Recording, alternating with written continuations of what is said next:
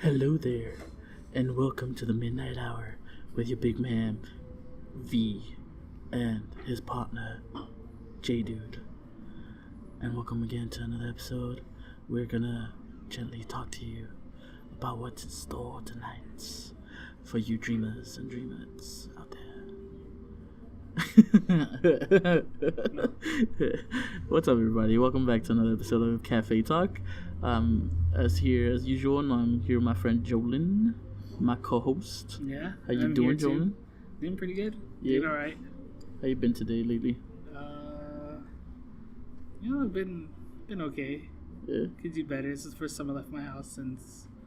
So when did we watch Coco? Saturday? Was it Saturday? Sunday? Oh, this weekend. Let's just say this weekend we watched Coco.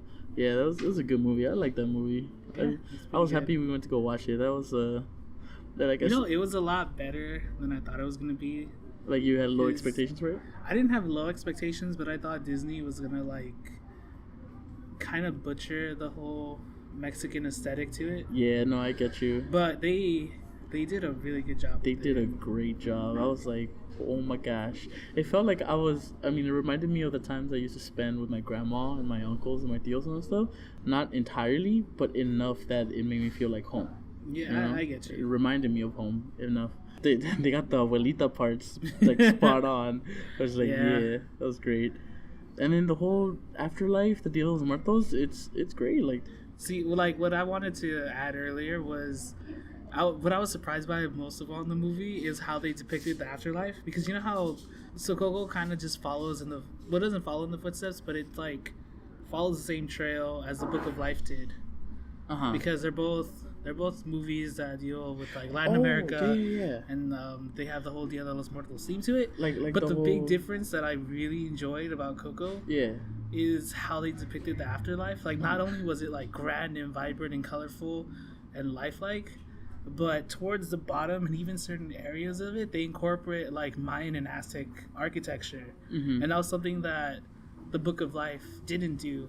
Yeah. And a lot of other movies and a lot of other genres don't depict the whole pre-colonial people's cultures and societies into the movies. And I thought that was amazing. Like, for a company like Disney to do that, they just hit the nail on the head, like, spot on. That's true. I agree. Yeah, just like in the, what is it, Book of Life? Yeah. Yeah. Just like in Book of Life, I didn't really enjoy the fact that they separated the land of the living with the land of the forgotten. Remember that? Oh, yeah. Yeah, like, I really enjoyed that Coco infused them together. Areas that were people that were forgotten, there were areas that were people that were remembered, that type of stuff. It created that there was one afterlife in general. Like, there weren't two separate things. There weren't two, like, worlds. There was just, you go to that one place and you live out the rest of your life, like, all eternity for the rest, waiting for your family to join you. And that, I think that's beautiful. They do it for a purpose, because obviously, like, the story of the Book of Life, you have to, like, dive into the world of the forgotten, because it's two rulers versus, like, in Coco, there isn't, like, a ruler in general. Yeah, the ruler of the afterlife. Yeah. It's like it's just like a place everyone goes to. Yeah, that's true. Which is pretty cool. And speaking of, like, the whole Aztec part, like, in Book of Life, I don't know why I'm comparing it so much, but yeah, like, those are the only two that actually compare it. True. The only Aztec parts there were the ancestor. That was part of that time, and that's it. Like, only because he was part of that time, or he died in that time, did they, like, reference it at all. And but rather in, like, Coco, they had it scattered around. Like, it was part of, like, their history. It was part of, like, who they were, and, like, the whole structures and everything. It was awesome. And even the whole, like, I forgot what they call them in the movies, but basically, like, alejibres? Yeah. Like, they didn't include that. True. In the Book of Life, but then that just goes back to the whole, like, pre-colonization. You know the story of alejibres? I don't. I'm not an expert on them. I myself don't even remember the full story itself. What I do remember, little information that's like bits and pieces. Alejibres were made by an artist from a long time ago. I want to say like 20s or 40s, somewhere around that time. He had a vision from like God or from like the afterlife. He just said Really? he just like woke up one day having a vision of like these creatures that he's never seen, and he slowly started drawing them, or he started creating them out of clay, and then in the vision he saw that the creatures were like painted and everything as well. So when he made the statues, he painted them exactly how he remembered them. Like he did not forget a single detail. Wow. And then he slowly, like, he was just making them just so that he wouldn't forget them. But then people started passing by and they were noticing the statues he was creating, and they were asking him like, what are these, like, why are you creating these? And he's like, these are actually, like, I got a vision of these telling me that these are spirit animals that guide us into the afterlife. So everybody that you love, everybody that has ever died, has been guided by these. And these spirits are, you know, they're in our world right now, but they're disguised as like regular animals, like jaguars or dogs, you know, cats, birds, and stuff like that. And only once they're in the afterlife in Dia de los Muertos, do they turn into their full, like, you know, their real forms. Yeah. And that's where they're mixed matched of like snakes, lizards, birds, cats, dogs, and, you know, there's a mismatch of all those animals, but they're beautifully colorful and vibrant. And like that's where it started. Like apparently this guy, just because he had a vision and everybody believed him, so it's like, you know, it's again, but then it's not 100% like, true. Like I myself miss a lot of information, but I get you. Yeah. But like you can see some truth in there too, because like, you know, like the Mexican hairless dogs, like the, what are they, the Zulos or the Cholos? Yeah, I know which one you're talking about. Yeah, I don't remember the name though. Yeah, like Native people thought those were like the protectors of spirits. Yeah. And then the same thing goes with like the Peruvian orchids.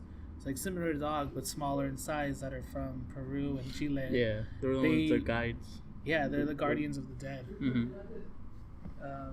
So I could see there's some truth to it. I like how, you know, in Coco they incorporated all that. Like it wasn't just one of them. It wasn't just like the alejibres or the dogs or the flowers. It was actually everything mixed together. It was literally they studied what every person in Mexico had to say, and they were like, yeah, we're putting all this in there. I don't know. Overall, like, I can't say The Book of Life is better than Coco or Coco is better than The Book of Life. They're both really good movies. Yeah, and I'm very proud that like the creators, regardless of who they were, they didn't try to like simplify the Mexican culture or try to like ridicule it or anything. They just tried to celebrate it. Exactly. They're just trying to spread the beauty of it. Exactly. You know, they weren't trying to force it into anybody or anything. Like similar to the United States, like Mexico is a melting pot of cultures. Yeah. Like a lot of people who try to immigrate to the U.S. unfortunately don't get into the U.S., but they stay in Mexico and they decide, you know what, this is a better place because there's so much culture and tradition there. Yeah.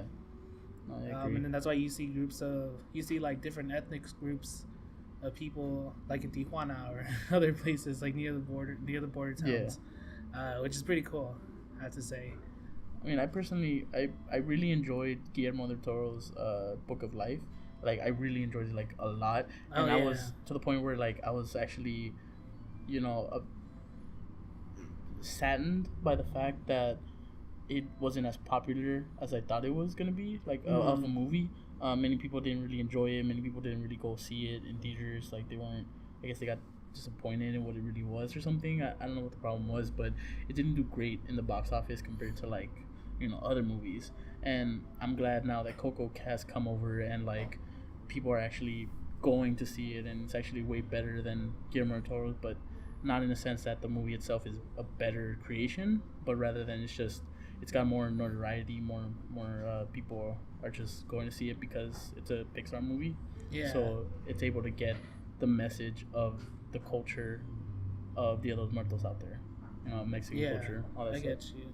Something that, like, aside from Coco and the Book of Life and any kind of depiction of Mexican culture, or just like Dia de los Muertos in general, it's always been a little off-putting to me how, like, different groups of people embrace death. Because true, you look at how... Wait, it's been off-putting for you? Yeah. What do you mean? So what I was trying to say is basically, like, because I consider myself to be like an American Mexican Filipino. Yeah. Right? Because obviously both my parents are Filipino.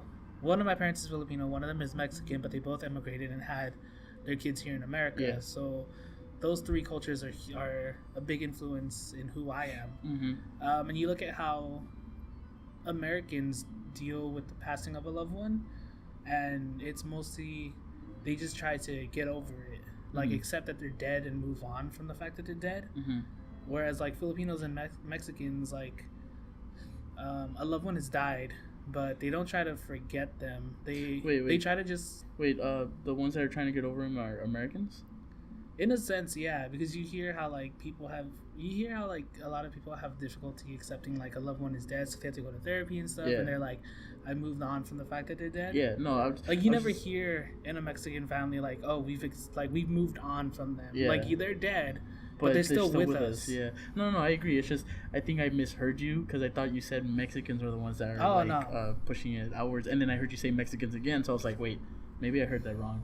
So sorry about that. Continue. No, so then like Mexicans and like similar to Filipinos, like even though a loved one passes, it's like we don't forget them, or like we don't try to move on from it. Like we accept that they're dead, but they're still always with us. Yeah, we accept that it's a part of life rather than just like another stage that we can't just see like your uncle could have died like 7 years ago, but when you're at like family parties and stuff, they talk about him like if he was here yesterday. Exactly. Yeah, that's true. Which is really like it's off-putting to me because it's like, why don't more people or different cultures like just accept, like try to keep those that they lost still with them rather than letting go.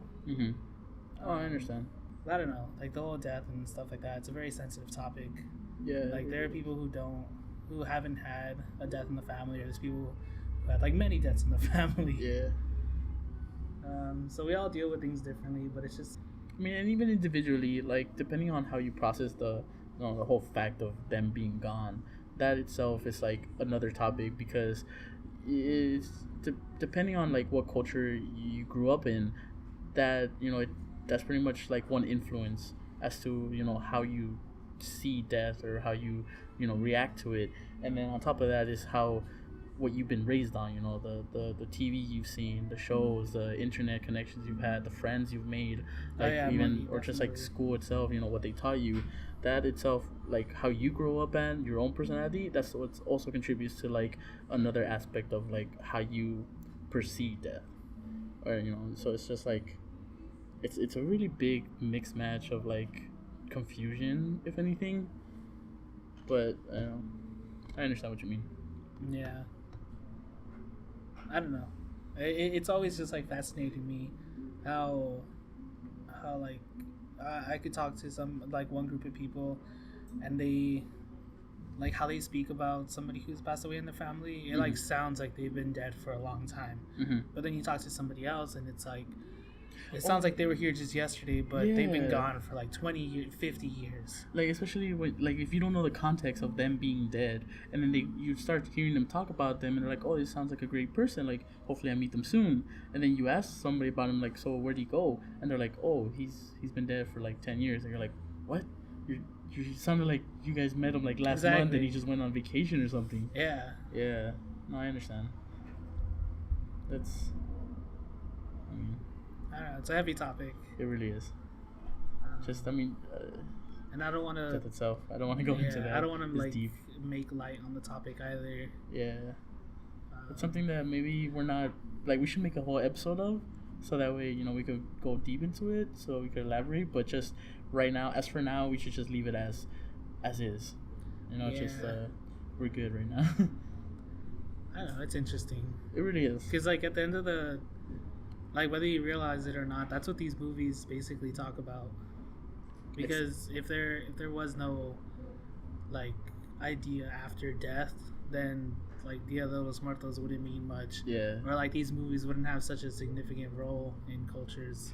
And, I mean, that's what brings beauty into the subject of death itself. Being able to not forget your loved ones, the ones that passed away already. Not being able to, like, even though you're not seeing them, and you cry because you miss them, the message that they portray of them never really leaving you, because you always have their memories and their love, that's beautiful for me. That's a great idea to, like, spread. Exactly. Damn, but those guitar skills. No, oh my god. Oh my god, that made me want to like go back and play guitar, like learn how to do Spanish guitar. So, did you hear about how hard it is to animate that? I would imagine. Cause what is it? That's why most characters, like let's say octopuses or octopi that have been depicted in Pixar's and animation films, they're septopuses. They only have 6 legs. Because animating 4 of each thing is incredibly difficult, and it takes such a long time to create. So that's why most characters only have like 4 fingers. So that way they only have to animate 3 at a time, and then the thumb would be like, I don't know, somewhere else. But with this movie in Coco, when he's playing the guitar, you can actually see each finger move independently, like he's actually playing the guitar. That's a new like revolution to come forth in animation, because it's just such a difficult process. And I was like, once I saw it, I was like, that is so smooth. I was blown animation away. I was was like, beautiful wow. in that movie. Yeah, and without spoiling anything, the twist at the end is something I honestly didn't see coming. Like I normally tend to just like be the type of guy that like, throughout the whole movie I'm making my own theories and being like, oh, this is gonna happen, and that's gonna be this guy, and at the end I'm like, I'm not surprised. I'm like, yeah, I saw it coming. Even if I got half of it right, I'm like, it's there. But with the twist on Coco, I was just like, whoa. Like maybe because I was distracted by something else, or maybe because I didn't really do it with this movie, but in the end it just blew me away, and I loved it. I love the fact that it did. Yeah, Coco was just like a satisfying movie overall. It's a feel-good movie. Yeah, definitely. Oh. How unprofessional. I apologize. Not turning off your phone. Did you silence your phone? I did. I silenced it when I got in the car. Oh, well, aren't you Mr. Prepared for everything and anything? Yeah. Well, then, are you prepared for the apocalypse? Are you prepared? I'd like to believe I am. Are you? Maybe. Do you have your first aid kit? No. There you go. But I have a shovel. Oh, you do. You could poop anywhere. Yeah. Poop anywhere. That's the point right there. How, like, I've always asked myself this question, even though I know the answer. I was like, in a state of emergency, in a state of crisis, how would you wipe yourself? Like if you have to poop. And I know the answer to it, but I just somehow don't want to accept the answer. Like I want to say there's something else. Like you could always use something else rather than just using your, left and right. Yeah, you could always use something else, or when it comes down to it. But I mean, in the state of apocalypse or emergency, as in like there's no paper around at all. There's no like leaves. There's no dirt. There's no. Just stick your butt in the ocean. Just make fishies of your own. Yeah. True. I mean, that's always an option. But what if you're not even near the ocean? Some body of water. Just find some water. And just infect the water, so that way contaminate. So that way everyone gets cholera. Just get that clean water supply for everybody. Just put it in there. Water. Anyways, just save some for yourself. The sabaishi. Oh yes, sabaishi is spicy. Spicy food. So the reason why I keep bringing this up, or it's in the back of my head nagging at me, is because I recently bought the world's spiciest chocolates. Oh yeah, you told me about this. Yeah, with the 9 million Scoville unit. I don't know if you mentioned it in our Undertale playthrough. I think I did. Maybe. But it's just been nagging at me because I mean it's already December, by the time this recording comes out, it's gonna be December, and we haven't a plan, or what is it? What can I get? A retreat. A retreat, yeah, a vacation that we're gonna go to, and I bought the world's hottest chocolate for that retreat, just so like we could all have fun and see how we react to the spiciness and to see how spicy it really is. So I'm just like, my curiosity is, how do you handle spice? Like, do you like spicy stuff? And I like spicy stuff to a certain extent. Yeah, like what's the, like if it's overbearingly spicy, like like atomic wings from They're from Wingstop or from? They're from Wingstop. Okay, yeah. So like atomic wings from I'm Wingstop. getting all salivation right That's now. already like too much. Like I'm not happy. I'm not enjoying it. Mm-hmm. But what's something spicy? Like even like hot Cheetos. Yeah. If I eat like a handful, I'm okay. But then after that, I'm just like, this is too spicy. I'm not even enjoying it anymore. Oh, I see. Okay, I understand. Because I've always been the opposite. I've always been like the spicier the better for me. Not to the point where I'm not enjoying it. Because there is a point where I'm like, you know, I can't even taste anything anymore because my tongue goes numb and shit. Yeah. But just to the point where I'm able to taste what I want to eat, but at the same time it has the spice on top of it. I love it. I don't know why, but I just do. Like the spicier the better. Like atomic wings, I love atomic wings, but I hate the fact that they leave the seeds in there, and it's just annoying to eat because you get a mouthful of seeds. Like if you could just take the veins with it and then just leave the seeds out. Like I understand that's the spicy part. Buffalo Wild Wings made like fucking super spicy sauces without putting seeds in there, you know? And Wingstop just gives you pretty much a handful of just seed goop in each wing, and it's just, you know, it kind of discourages me from going back and eating it, even though the flavor is actually really good. But according to that, you know, I really like spicy stuff. I'm a really big spicy fan. Yeah, even if it hurts. Like spiciness, I think the spiciest I'll probably go is like a chipotle spice. Yeah, I was gonna say that like pepper. Spice. Yeah, like what's the spiciest pepper you would consider? Like eating? after chipotle and habanero, like I'm not having fun anymore. Like habanero would be like the last one. Like even then, just pushing it. Yeah. Okay. And I know habaneros aren't even that hot. I mean, they're hot if you prepare them properly. They're a good spice. Yeah, because like I like habaneros because there's this taco place nearby that serves, was it like onions and habanero and jalapenos all chopped up together in like vinegar, and then like you just grab it and put it in a bag and then you can just like eat it with your tacos. I always get that, and I always enjoy the habanero spice because it's so spicy, but it's not so spicy that you're not enjoying the meat or the tacos.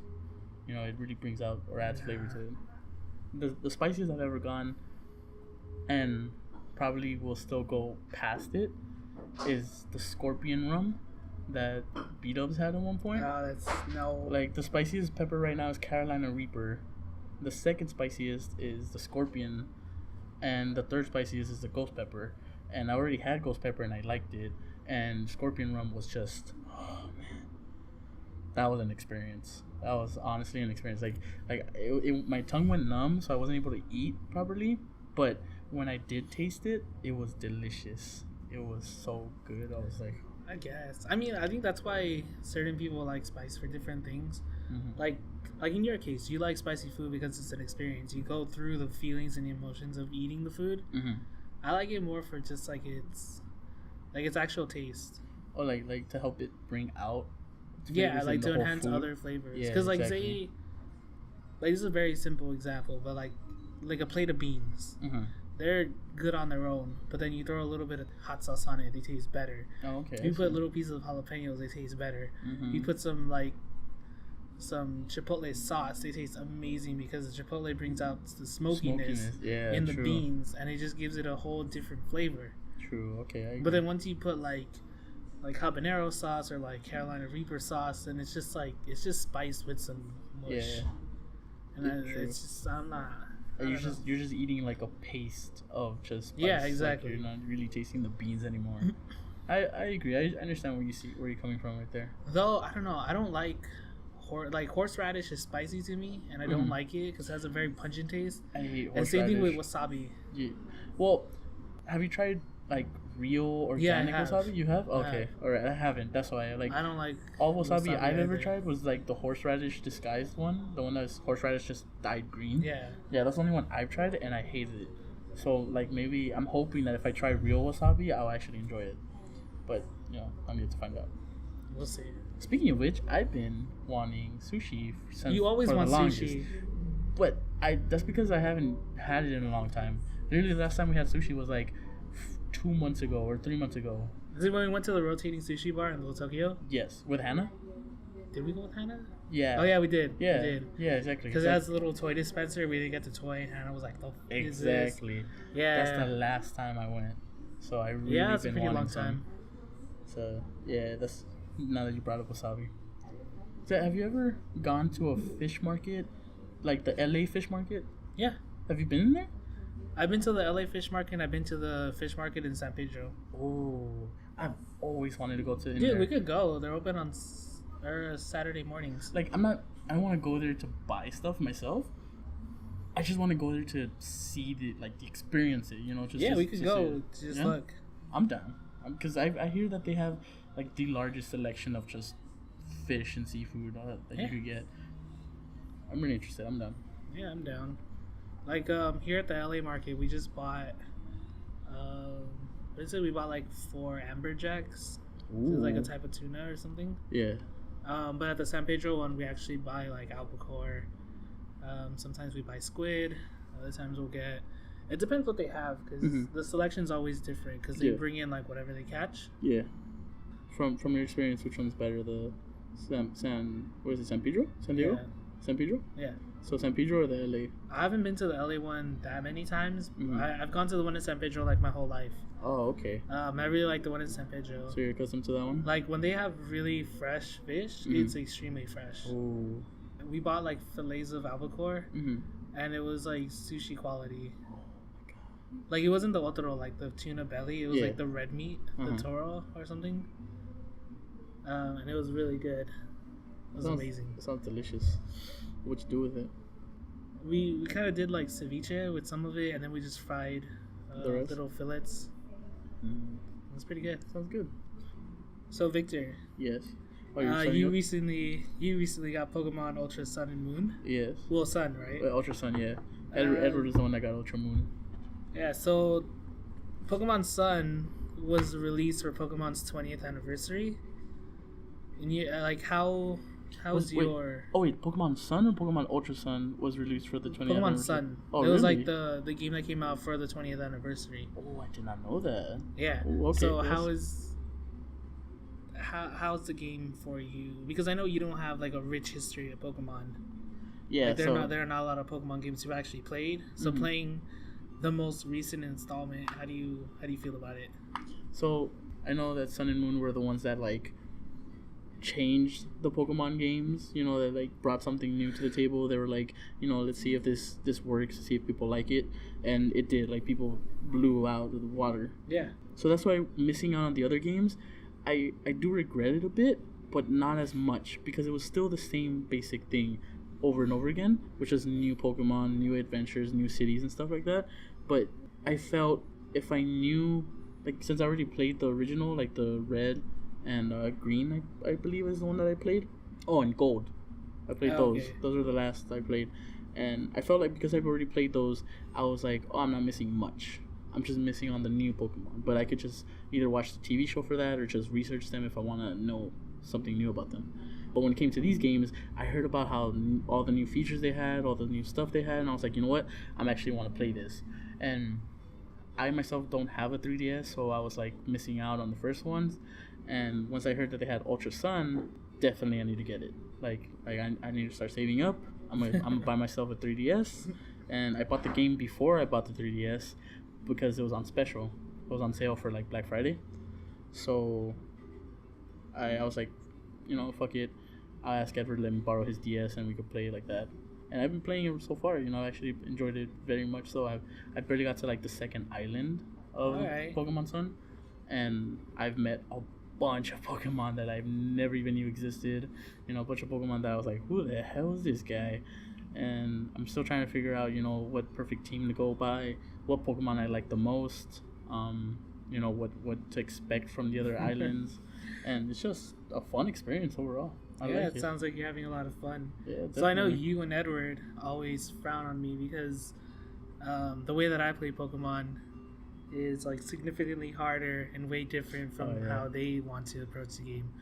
So the way that I play Pokemon is in one type, I will use my starter Pokemon, and I will like strategically plan which other 5 Pokemon do I want to capture and use for the rest of the game. And then in another version, I won't use the starter at all. I'll just catch 6 Pokemon that I want, and I'll finish the game with those 6 Pokemon. So you don't use a starter like at all whatsoever. Like you don't evolve it at all or anything. Okay, yeah, no, I cannot play like that. I think it's more fun.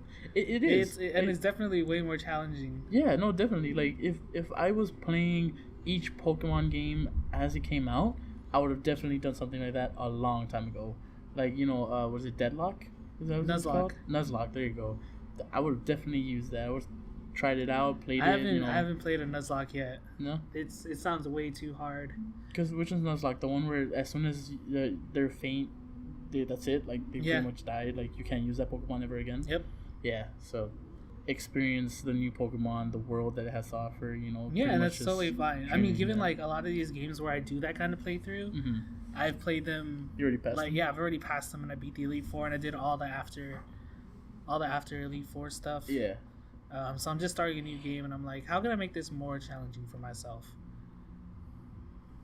Yeah, in that case, I completely understand and I agree. I would definitely do that. It's just You should try it. I guess I'm just scared to try it because I've never been good at planning things out for the future, especially like in video games. So I'm just like, oh, I'm gonna suck so bad. I don't know. I don't see it like when I say like I strategically plan. It's basically like, all right, I want a Pokemon that can use water type moves. I want like one that's fire types, flying, rock, or whatever. Yeah, like that's basically it. And then I just look at the Pokemon that are provided, and I'm like, you know what? I like Krabby. I'm gonna get a Krabby. I like Growlithe. I'm gonna take a Growlithe. And then I'll just go like that. That's a good way of going by it. But it's just, I guess it kind of sucks though. Because for the first one of the factors I really don't enjoy. Grinding in the game in general is like debatable. Yeah. Well, I mean, grinding in a Pokemon game is what just.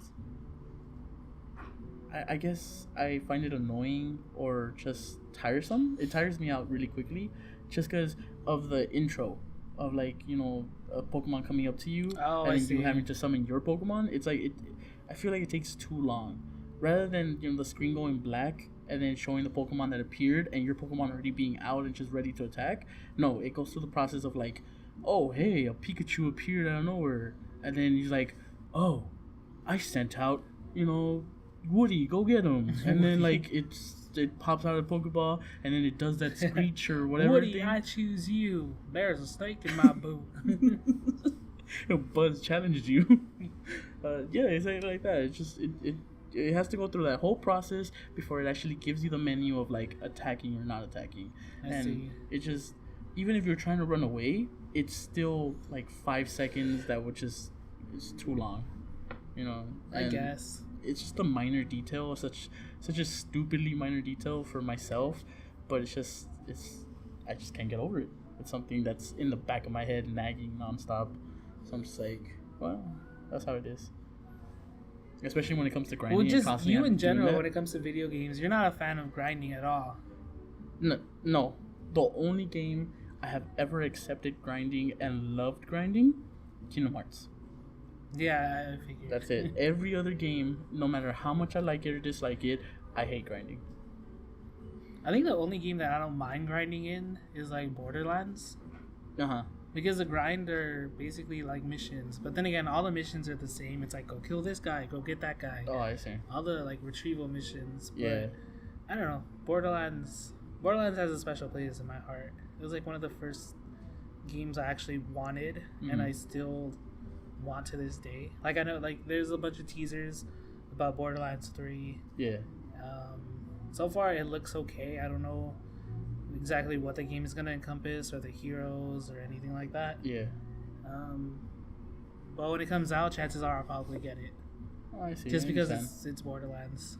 I mean, I could see the appeal of Borderlands, like especially the whole grinding not really being grinding aspect of it, because it brings you to a whole new world like Pandora and stuff like that, and they do count, like they do tell you it's missions rather than just side quests. Yeah. Because like when you use the actual word side quest, you're like, it's optional. I don't really have to fucking do that. Like, yeah, I could do it if I want to level up and grind, but in Borderlands they're like, oh, go kill this guy. That's your mission.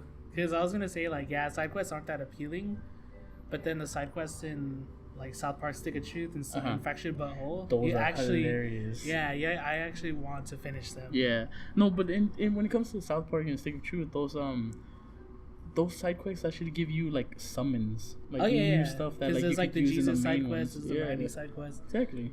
Oh man, so it's like Stick of actually Truth is such a good game. Important. I really like that game. Yeah. I never got to fully experience other classes. I think I went mage for my very first run through, and my second run through I went warrior.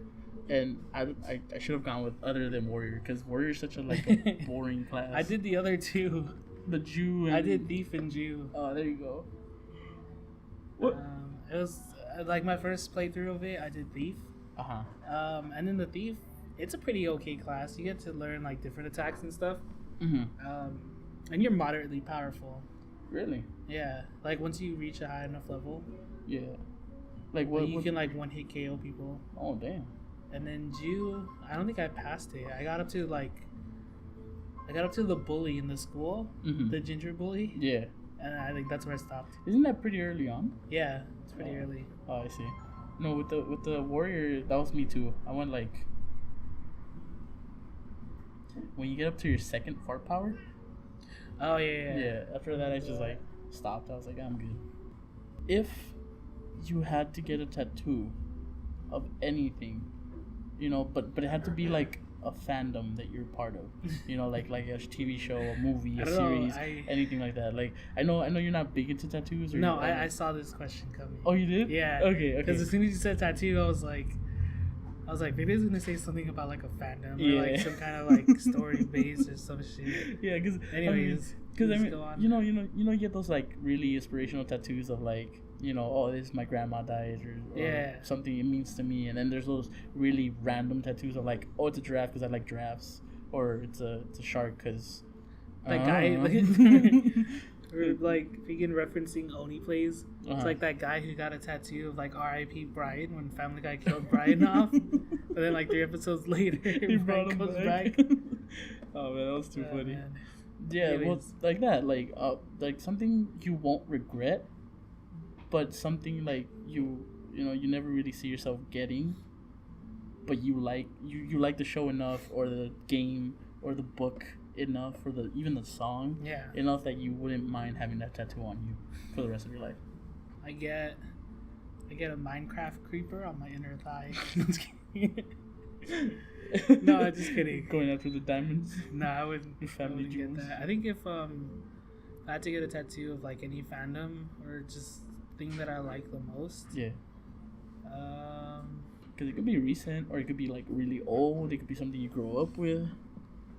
I don't know. There's not a lot of games that have things that I want to get tattoos of. Like I know a lot of people get like Bloodborne and Dark Souls. Yeah, and Dark Soul tattoos.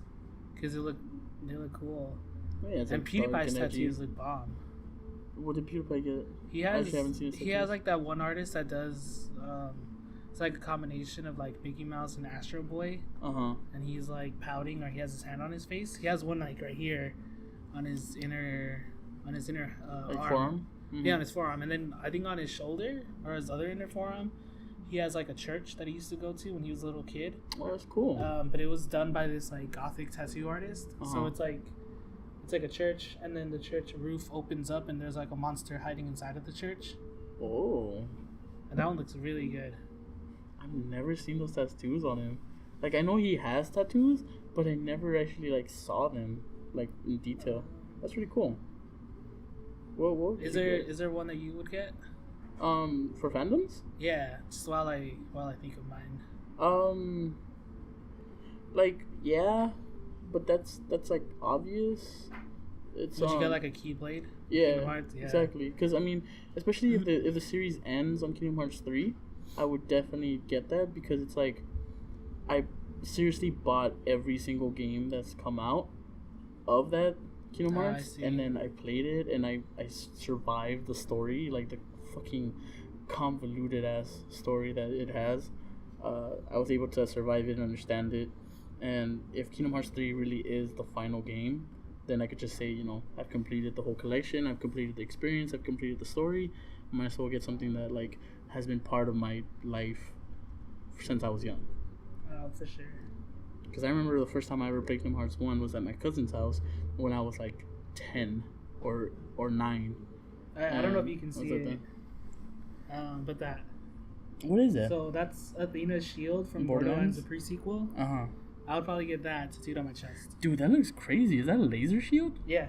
What the heck? So her shield has like spikes around it. I could put a picture up on the podcast. Yeah. So basically, Athena's shield looks kind of like Captain America's shield, but it has spikes around it, and it has like the God of War Omega symbol. Yeah, it has the Omega symbol in the middle because she's like a gladiator. That's kind of But when you summon her power, like the spikes protrude outwards, and it gets encompassed by like a laser shield around it, so you have an even bigger radius. That's so cool. And then she uses it to like charge her enemies. She can attack with the shield, but she also pulls out a sword. So that's the one you were talking about. Yeah, Athena's a badass. I like Athena. You would get that tattooed? Probably. The shield? I can see that. But I gotta I could definitely get see pecs that. and stuff. Why? So it looks better. I'm all fat. I mean, you got more space for the design. True. What was it? Sergio's girlfriend was talking to me about how like she used to be fat and she got a tattoo. So when she like, got skinny, the tattoo shifted. Really? Like it was not a huge difference. Like she got her tattoo on her forearm, close to her wrist, and when she was chubby, she it was perfectly in the center of her wrist, like her whole hand and the whole forearm. It was perfectly in the center.